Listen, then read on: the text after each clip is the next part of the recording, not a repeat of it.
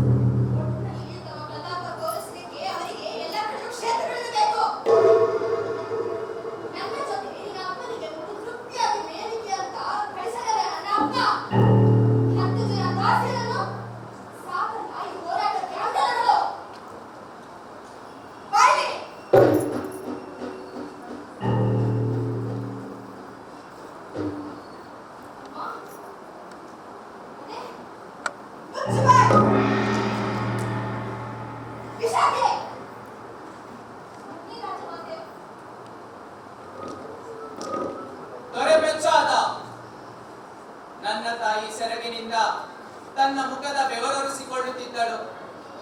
ನನಗವರು ಬೈಯುತ್ತಿದ್ದಾರೆಂದಷ್ಟೇ ಅರ್ಥವಾಯಿತು. ಮುಂದೆ ಬೆಳೆಯುತ್ತಾ ಬೆಳೆಯುತ್ತಾ ಈ ಹಳೆಯ ನೆನಪುಗಳು ಮರುಕಳಿಸಿ ನನ್ನ ಮನಸ್ಸು ಕಲಕು ಮಲಕು ಮಾಡುತ್ತಾ ಹೋಯಿತು.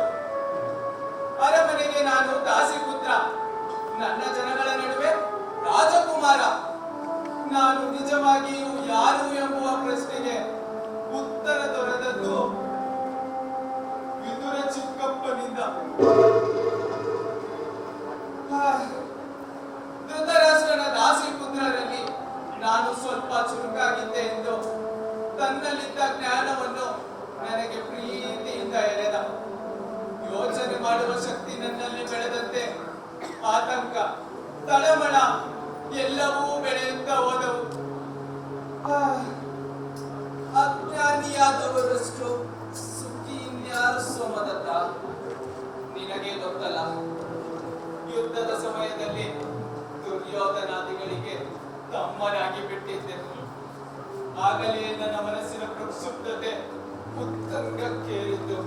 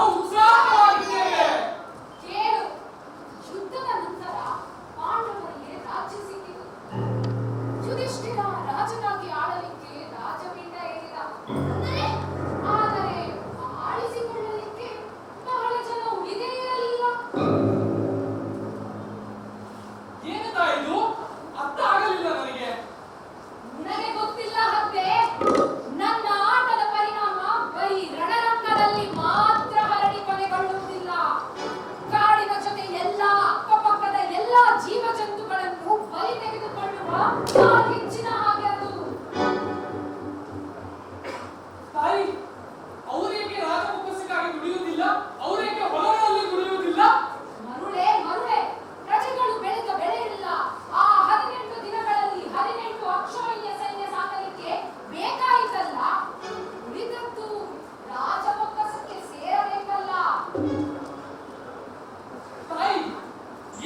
ಅರ್ಥ? ಮೂರ್ಖ. ಹಾಗೆ ಮಾಡಿದರೆ ಅರಮನೆಯಲ್ಲಿ ಕುಳಿತು ಧರ್ಮದ ಬಗ್ಗೆ ಚರ್ಚೆ ಮಾಡುವವರು ಯಾರು? ಬೇಟೆಯಾಡಲು ಕಾಡಿಗೆ ಹೋಗುವವರು ಯಾರು? ಹೊಗಳೆಯಾಡುವವರು ಯಾರು? ಅಶ್ವಮೇಧ ರಾಜಸೂಯಾದಿ ಯತ್ನಗಳನ್ನು ಮಾಡಿ ದಿಗ್ವಿಜಯ ಯಾತ್ರೆ ಯಾರು ಮಾಡಬೇಕು? ಇವೆಲ್ಲ ಜನಕಲ್ಯಾಣದ ಕಾರ್ಯಗಳಲ್ಲವೇ? ಚೆನ್ನಾಗಿ ಹೇಳಿದ್ಯಲ್ಲ, ಚೆನ್ನಾಗಿ ಹೇಳಿದ್ಯ. ಇವೆಲ್ಲ ಜನಕಲ್ಯಾಣಕಾರಿ ಹೇಗಾದವು? ಚಿಕ್ಕ ಮೆದುಳಿಗೆ ಹೊಡೆದ ಈ ಪ್ರಶ್ನೆ ಆ ಬುದ್ಧಿಜೀವಕ್ಕೆ ಹೊಳೆಯುವುದೇ ಇಲ್ಲ ಏಕೆ? ಮನುಷ್ಯನನ್ನು ಬಿಟ್ಟು ಉಳಿದ ಪ್ರಾಣಿಗಳಿಗೆ ಈ ಧರ್ಮ ಸತ್ಯ ಎಂದು ನೀನೇನೋ ಹೇಳಿದೆಯಲ್ಲ, ಅವುಗಳ ಗುಣವೇ ಆಗಿಲ್ಲ. ಏಕಿಲ್ಲ ಅಂದರೆ ಮನುಷ್ಯ ಆಸೆಯ ಮೂಟೆ. ತನ್ನ ನಂತರ ತನ್ನ ಮಕ್ಕಳಿಗೆ ಮರಿಮಕ್ಕಳಿಗಾಗಿ ಎಲ್ಲರಿಗಾಗಿ ಆಸ್ತಿ ಉಳಿಸಿ ಗಳಿಸಲು ಹೆಣಗುತ್ತಾನೆ.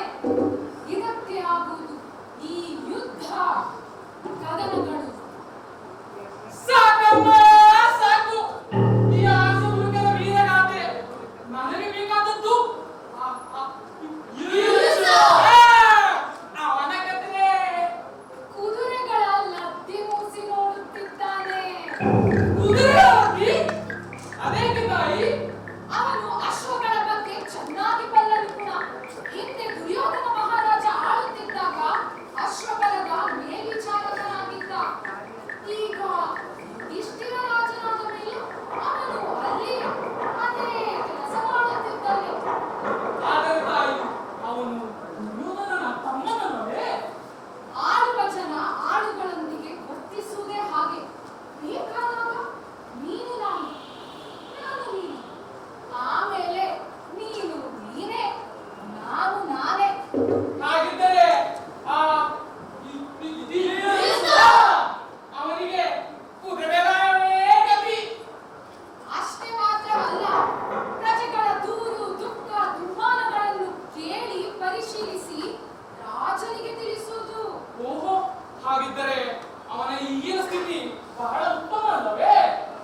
ನಿನಗೆ ಗೊತ್ತಿಲ್ಲ ಮತ್ತೆ, ಈ ರಾಜ ಮಹಾರಾಜರಿಗೆ ಯುಯುತ್ಸುವಿನಂತವರು ಕತ್ತಿ ಗುಣ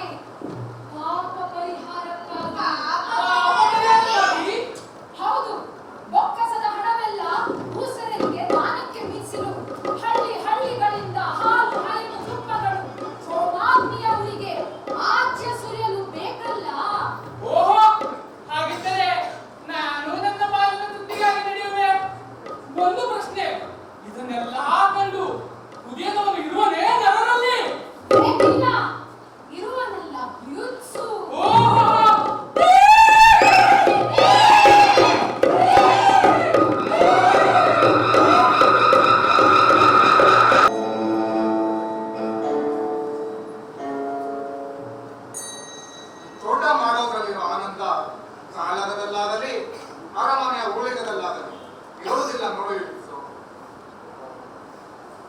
ಯುತ್ಸು,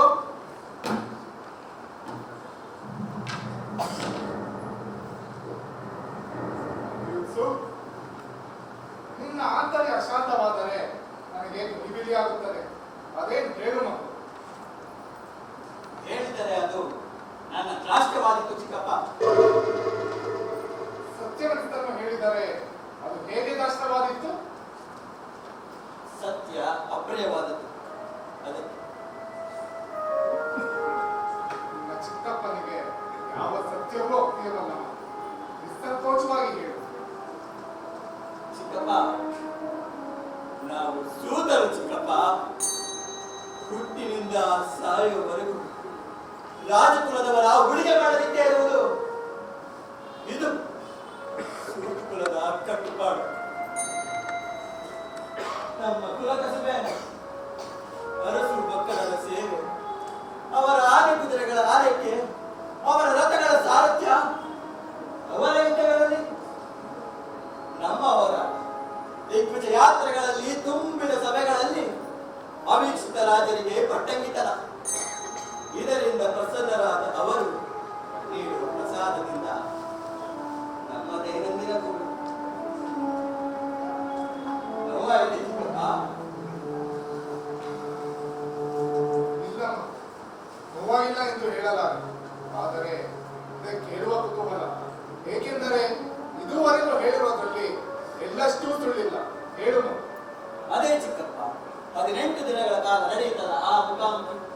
ಅದರಲ್ಲಿ ಲಕ್ಷಗಟ್ಟಲೆ ಹೆಂಗಸರು ಮಕ್ಕಳರು ಅನಾಥರಾದರಲ್ಲ, ಅವರಿಗೆ ನಿಮ್ಮ ಮನ ಕರಗಲಿಲ್ಲ.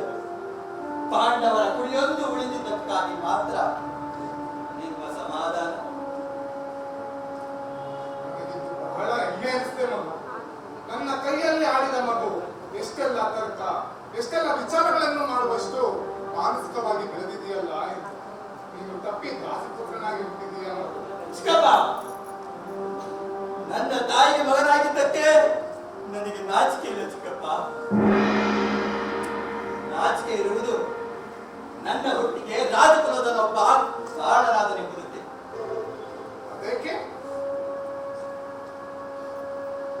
ಸಾಮಾನ್ಯ ಜನರಲ್ಲಿ ಒಬ್ಬನಾಗಿ ಹುಟ್ಟಿ ಬೆಳೆದ ನಾನು ಪ್ರೀತಿಯಿಂದ ಸಾಕಿ ಬೆಳೆಸಿದ ಆ ನನ್ನ ಮುತ್ತು ಬಿಳಿ ಕುದುರೆ ಈ ಪಾಂಡವರ ಪಾಪ ಪರಿಹಾರಕ್ಕಾಗಿ ಬಲಿಯಾಯ್ತಲ್ಲ. ಅದು ನನ್ನ ಸತ್ತ ಮಗನ ಪ್ರೀತಿಯ ಒಡನಾಡಿಯಾಗಿತ್ತು. ಅದು ಅವನು ನನ್ನ ಜೊತೆ ಯುದ್ಧರಂಗಕ್ಕೆ ಹೊರಟಾಗಲು ಅದನ್ನು ಯುದ್ಧರಂಗಕ್ಕೆ ಕರೆದೊಯ್ಯಲಿಲ್ಲ. ನೆಲದ ಮೇಲೆ ಬಿತ್ತೇ ಹೋರಾಡಿದ, ಸತ್ತ. ಅವನ ಸಾವನ್ನು ಮರೆಯಲು ನನಗೆ ಬಿದ್ದು ಒಂದೇ ಪ್ರೀತಿಯ ಜೀವ ಚಿಕ್ಕಪ್ಪ, ಆ ಶ್ವೇತಾಶ್ವ.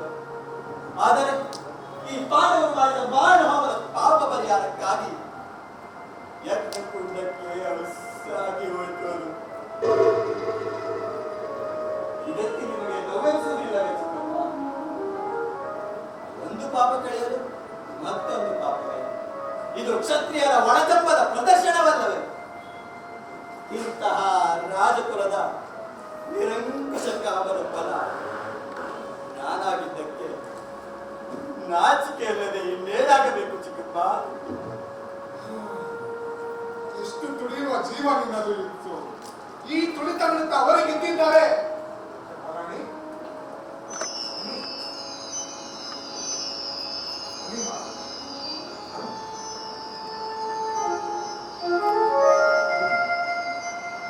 ಯುಧಿಷ್ಠಿರ ರಾಜನಾದ ಮೇಲೆ ನೀವು ಇಲ್ಲಿ ಅಪೂರ್ವವಾಗಿ ಬಿಟ್ಟಿದ್ದೀರಿ. ಯಾಕೋ ಏನೋ ವಿದುರ, ಅರಮನೆ ನನಗೆ ಸೆರೆಮನೆಯಷ್ಟೇ ಉಸಿರು ಕಟ್ಟಿಸುತ್ತಿದೆ. ನೀನು ಆ ಕಡೆ ಹೆಚ್ಚು ಬರುತ್ತಿಲ್ಲ. ಇನ್ನು ಯುಯುಸು ಒಬ್ಬನೇ, ಅದು ಅವನಿಗೆ ಕೆಲಸವಿದ್ದಾಗ ಮಾತ್ರ. ಧೃತರಾಷ್ಟ್ರ ಗಾಂಧಾರಿಯರು ಕ್ಷೇಮವೇ? ಪರಿಸ್ಥಿತಿಗೆ ಹೊಂದಿಕೊಂಡು ಹೋಗಬೇಕಲ್ಲ ವಿದುರ. ತಿಳಿಯಿತು ಮಾಡ. ನಿಮ್ಮ ಮಕ್ಕಳ ಅಲಕ್ಷ್ಯಕ್ಕೆ ಗುರಿಯಾಗಿರಬೇಕು ದುರ್ಯೋಧನ ಅಪ್ಪ ಅಮ್ಮ. ಅಲಕ್ಷ್ಯಕ್ಕೆ ಗುರಿಯಾದರೆ ಅಂತಹದ್ದೇನು ಪ್ರಮಾದವಲ್ಲ.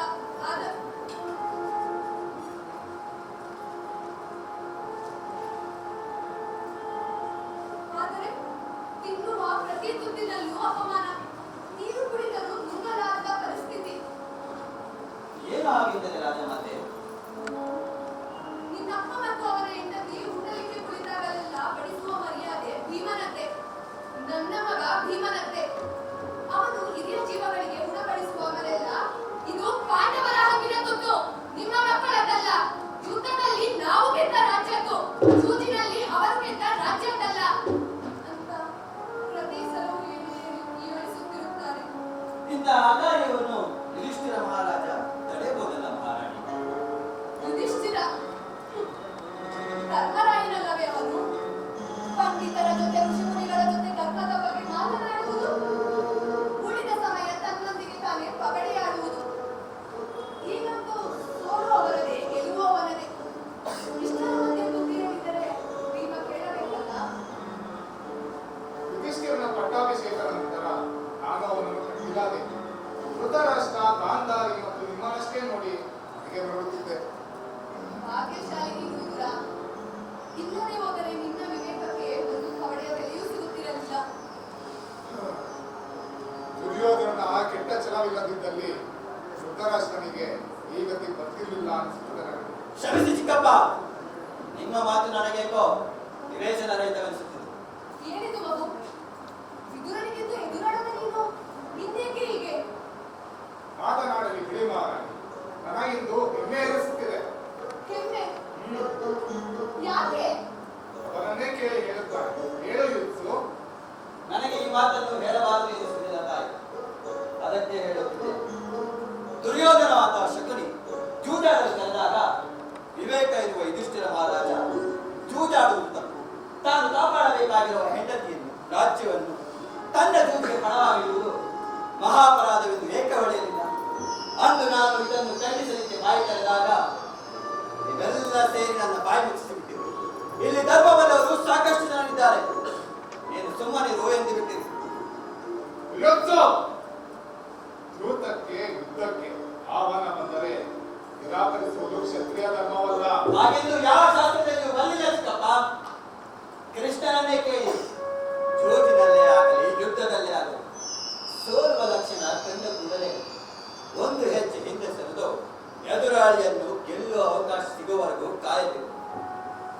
ಇಷ್ಟಾಗಿ ತನ್ನ ಚಡಕ್ಕಾಗಿ ಉಳಿದವರನ್ನು ದಾಸಿಯರನ್ನಾಗಿ ಮಾಡುವುದು, ಹೆಂಡತಿಯನ್ನು ಎದುರಾಳಿಗಳ ಹಿಗ್ಗಾಮುಗ್ಗ ಎಳೆಯುವಾಗ ತಡ ತಗ್ಗಿಸಿ ನಿಲ್ಲುವುದು ಯಾವ ಕ್ಷತ್ರಿಯದಪ್ಪ ಚಿಕ್ಕಪ್ಪ?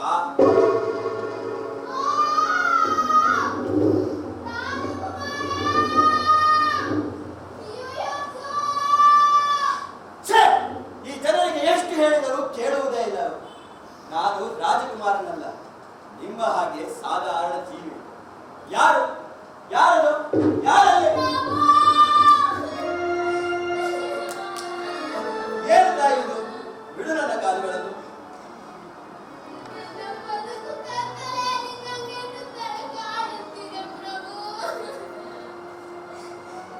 ನನ್ನ ಗಂಡ, ಮಾವ, ಮಗ 3 ಮಂದಿ ಪಾಂಡವ ಕೌರವರ ಜಗಳದ ಜೀವ ತೆತ್ತ.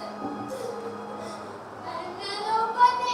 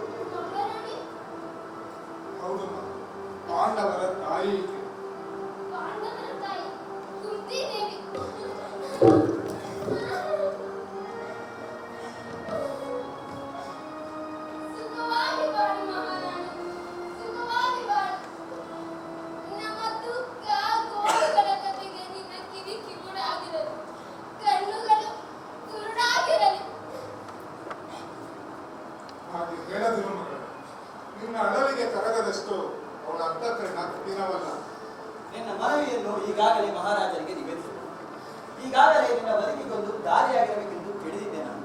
ಪಾಂಡವರಿಗಿದೆ, ಕೌರವರಿಗಿದೆ, ನಮ್ಮರ ಕೂಡ ಯಾರಿದು?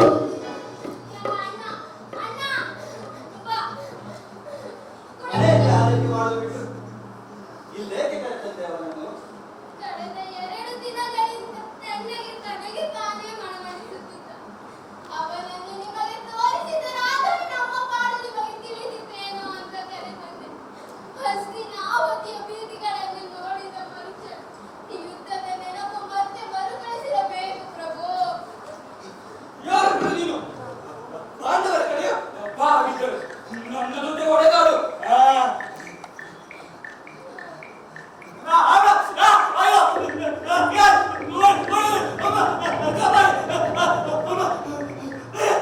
ನಾನಿನ್ನು ಹೊಣೆಯಾಗಿಲ್ಲ, ಹೊಡೆಯೋದಕ್ಕೆ ಪ್ರಾರಂಭ ಮಾಡಿದ್ರಲ್ಲ ಅಸಭ್ಯ ಸೈನಿಕರೇ.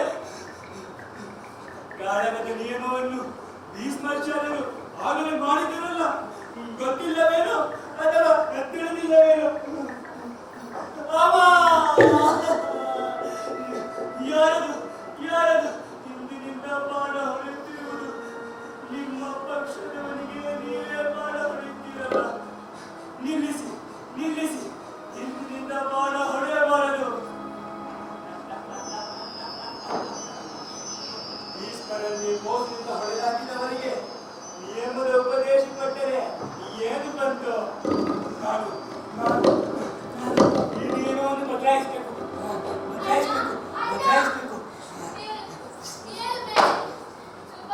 ಕುಳಿತುಕೊಂಬ ಒಂದು ಕಡೆ, ಕುಳಿತುಕೋ.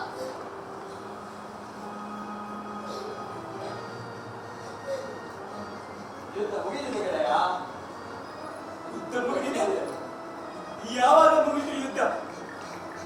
ಸುತ್ತಲೂ ನಾಯಿ ನರಿ ಹದ್ದುಗಳು ಹಾರಾಡ್ತವೆ, ಹೋರಾಡ್ತವೆ. ಏನ ಬೀಳ್ತಾ ಇವೆ, ಏನ ಹೇಳ್ತಾ ಇದೆ, ಬೀಳ್ತಾ ಇವೆ, ಹೇಳ್ತಾ ಇದೆ, ಬೀಳ್ತಾ ಇವೆ, ಹೇಳ್ತಾ ಇವೆ. ನೋಡಿ, ಇಲ್ಲಿ ಹೆಣಗಳಿಲ್ಲ, ನಾಯಿ ನರಿಗಳಿಲ್ಲ. ಸರಿಯಾಗಿ ನೋಡು, ಈಕೆ ಪಾಂಡವರ ತಾಯಿ ಕುಂತಿದೇವಿ. ಪಾಂಡವರ ತಂದೆ ಕುಂತಿದೇವ. ಎಲ್ಲಿ ಅವಳ ಜೊತೆ ಯುದ್ಧ ಮಾಡಬೇಕು ನಾವು. ಯುದ್ಧ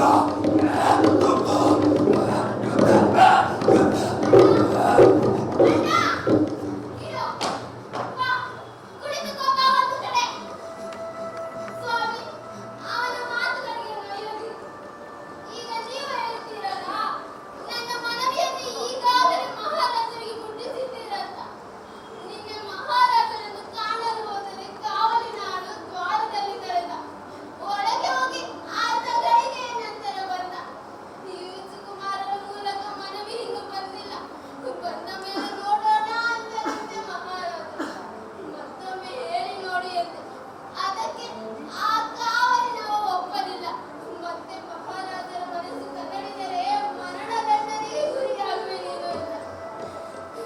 ಮತ್ತೆ ನಿಮ್ಮನ್ನು ಕಾಣಲು ಹೇಳಿದ. ನಿನ್ನೆ ನಿಮ್ಮ ಬಳಿ ಬರಲಾಗಲಿಲ್ಲ. ನೀವತ್ತು ಬಂದೆ ಪ್ರಭು.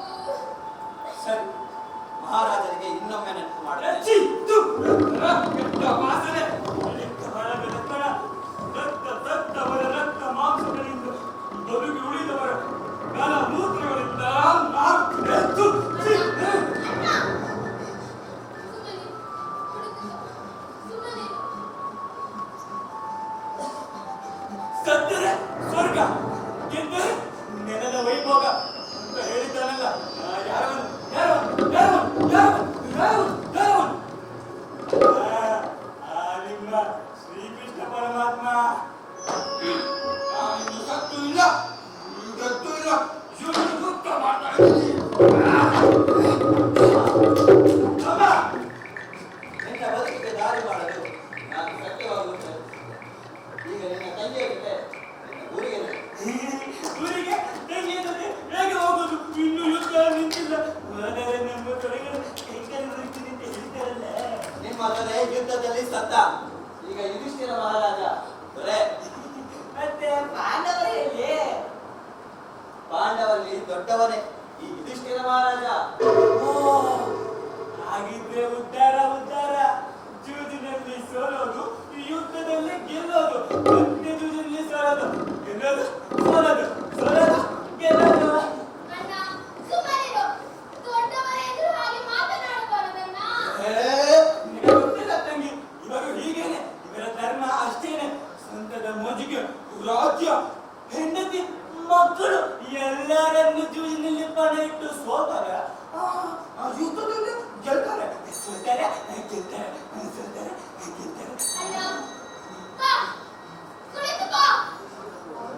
ಸ್ವಾಮಿ, ಅವನ ಮಾತುಗಳಿಗೆ ನುಡಿಯದೆ ಕೆರಳದೆ. ನೀವು ಕೆರಳಿದರೆ ನಮಗೆ ಬದುಕಿಲ್ಲ. ನಮಗೆ ಬದುಕು ಇಲ್ಲ, ಸಾವು ಇಲ್ಲ, ಅಂದಿನ ಪಿಶಾಚಿಗಳು ನಾವು. ನಮ್ಮ ಯುದ್ಧ ಇನ್ನು ನಿಂತೇ ಇಲ್ಲ.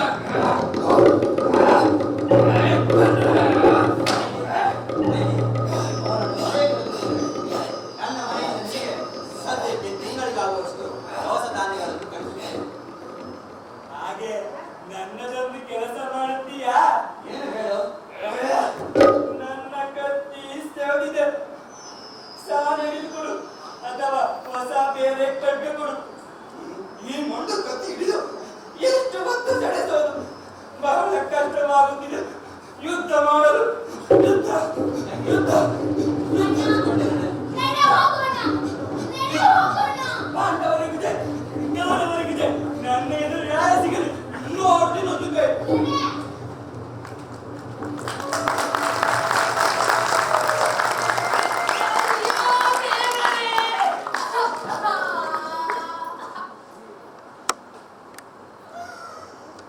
ಇದೆಂತ ವೈಪರೀತ್ಯ ವಿದುರ. ನನ್ನ ಮಕ್ಕಳಿಗೆ ರಾಜ್ಯ ಸಿಗಬೇಕೆಂಬ ನನ್ನ ಆಸೆಗೆ, ದ್ರೌಪದಿಯ ಸೇಡಿಗೆ, ಕೃಷ್ಣನ ಕುತಂತ್ರಕ್ಕೆ, ದುರ್ಯೋಧನನ ಛಲಕ್ಕೆ ಇಂಥ ದುರಂತ ನಡೆಯುತ್ತೆನ್ನುವುದು ನನಗೆ ಮೊದಲೇ ತಿಳಿದಿದ್ದರೆ ಎಷ್ಟು ಚೆನ್ನಾಗಿರ್ತಿತ್ತು. ಒಬ್ಬರನ್ನೇ ಅಳೆದುಕೊಳ್ಳದಿರಿ ಮಹಾರಾಣಿ. 15 ದಿನಗಳ ಕಾಲ ನಡೆದ ಆ ವಿನಾಶ ಕಾರ್ಯದಲ್ಲಿ ಹಲವಾರು ಪಾತ್ರಗಳ ಕೈವಾಡವಿದೆ. ರಾಜ್ಯದಾಸೆಗಲ್ಲವೇ ನಾನು ನಿಯೋಗದಿಂದ 3 ಮಕ್ಕಳು ಎತ್ತಿದ್ದು, ಮಾದ್ರಿಯು ಸಹ 2 ಮಕ್ಕಳು ಎತ್ತಿದ್ದು. ಪಾಂಡುವಿನ ಮರಣ ನಂತರ ಮಾದ್ರಿಯು ಅವರೊಂದಿಗೆ ತೆರಳಿದಳು. ಉಳಿದಿದ್ದ ನಾನು ನನ್ನ ಮಕ್ಕಳಿಗೆ ಸರಿದಾರಿ ತೋರಬಹುದಿತ್ತು ವಿದುರ. ಮಹಾರಾಣಿ, ನಿಮ್ಮ ಮಾತನ್ನು ಕೇಳುವ ಮಕ್ಕಳಾದರೆ ಸರಿ, ಕೇಳದೇ ಇದ್ದರೆ ನೀವೇನು ಮಾಡುವಿರಿ? ಕತ್ತಿ ಮಂಡಾಗಿದೆ, ಯುದ್ಧ ಯುದ್ಧ ಸಾಣ ಹಿಡಿಯಬೇಕು. ಏನಾಯ್ತು? ಸಾಣ ಹಿಡಿಯದಿದ್ದರೆ ಕತ್ತಿಗೆ ಮಣ್ಣು ಹಿಡಿಯುತ್ತೆ. ಆಮೇಲೆ ಯುದ್ಧ ಮಾಡಲು ಸಾಧ್ಯವಿಲ್ಲ. ಏನಿದು ಮಗು? ಯಾಕೆ ಹೀಗೆ ಮಾತನಾಡುತ್ತಿರುವೆ? ಮಹಾರಾಣಿ, ಅವನು ಹುಚ್ಚನಲ್ಲ ಮಹಾರಾಣಿ, ಅವನೊಬ್ಬ ಅವಧೂತ. ಬದುಕಿನ ಸತ್ಯವನ್ನು ತಿಳಿದುಕೊಂಡಿದ್ದಾನೆ ಅವನು. ದುಃಖಿನ ಸತ್ಯ? ಹೌದು ಚಿಕ್ಕಪ್ಪ. ತುಕ್ಕು ಹಿಡಿದ ಕತ್ತಿಯಿಂದ ಯುದ್ಧ ಸಾಧ್ಯವಿಲ್ಲ. ಉಸಿರಾಡದ ಜನರ ಗಂಟಲಿನಿಂದ ಮಾತು ಹೊರಬರಲಾರದು. ಮಾತನಾಡದ ಜನ ಎದುರಾಡಲಾರರು. ಎದುರಾಡಲಾರದ ಜನ ನಿಂತಲ್ಲೇ ನಿಂತು ನೆಲದೊಳಗೆ ಇಲ್ಲವಾಗುತ್ತಾರೆ. ಅವರಿಗೆ ನಾನು ಉಸಿರು ಕೊಡಬೇಕು. ನೀನು ಅವರಿಗೆ ಉಸಿರು ಕೊಡ್ತೀಯಾ? ಪ್ರಯತ್ನ ಪಡುತ್ತೇನೆ ಚಿಕ್ಕಪ್ಪ. ನನ್ನದಿನ್ನು ಆರಂಭ. ನಾನು ತೊಡಗಲಿರುವ ಈ ಚೈತ್ರ ಯಾತ್ರೆಯಲ್ಲಿ ನನ್ನ ಜನರು ನನ್ನ ಜೊತೆ ಮೆಲ್ಲ ಮೆಲ್ಲನೆ ಸೇರುತ್ತಾರೆ. ನೀನೇನು ಮಾಡಬಹುದು? ಮಹಾರಾಣಿ, ರಾಜಕುಲದವರಿಂದ ಬದುಕಿನಿಡೀ ಪಡೆದ ನೋವು ಇವರಿಗೆ ನನ್ನ ಮೇಲೆ ಕೀಳರಿಸಿ ನಿನ್ನ ಮಗ ಕರ್ಣನಿಗಾದ. ಆದರೆ ಈ ಅವಧೂತನ ಒಂದು ಮಾತು ನನ್ನ ಚೈತನ್ಯವನ್ನು ಬಡಿಯೆಬ್ಬಿಸಿದೆ. ಹುಟ್ಟಿನಿಂದ ಯಾರು ಕೇಳಲ್ಲ ಎನ್ನುವ ಅರಿವು ನನಗೀಗಾಗಿದೆ. ನನ್ನ ಜನರನ್ನೀಗ ಬೆಳಕಿಗೊಯ್ಯಬೇಕು. ಆದರೆ ಅದಕ್ಕೂ ಮೊದಲು ಧರ್ಮ ಪ್ರಭುವಿನೊಂದಿಗೆ ಧರ್ಮ ಮೀಮಾಂಸೆ ನಡೆಸಬೇಕು.